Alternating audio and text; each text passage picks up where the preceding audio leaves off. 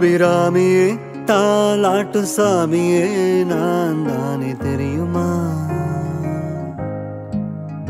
சிவகாமியே சிவனில் நீயும் பாதியே அதுவும் உனக்கு புரியுமா?